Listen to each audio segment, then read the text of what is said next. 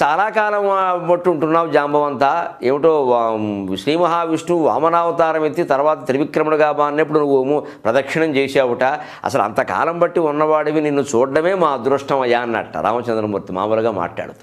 అంత పెద్ద వయస్సు వాడివి, యుగాలు బట్టి బతుకుతున్నావయ్యా, నిన్ను చూడడమే మా అదృష్టం అని అన్నాడు. అంటే ఏనన్నాడు, అవునండి మీరన్నట్టే నేను చాలా కాలంగా ఉన్నాను, చాలామందిని చూశాను, కానీ ఒక్క విషయం మాత్రం నేను ఇంతవరకు చూడలేదన్నట్టు. ఏమిటిదంటే ఆయన చెబుతున్నాడు చూడండి చమత్కారంగా. ఇంద్రం నేత్రయుగం, ఇంద్రుడికి 1000 కళ్ళు, సహస్రనేత్రుడు అంటారు, సహస్రలోచనుడు అని రావణ బ్రహ్మ శివతాండవ స్తోత్రమే ఉంది. ఇంద్రుడు సహస్రలోచనుడు, కానీ ఇంద్రుడికి 2 కళ్ళు ఉండగా నాకు తెలుసాయి అన్నట్టు. అయ్య బాబోయ్ ఎప్పటి కథ అది?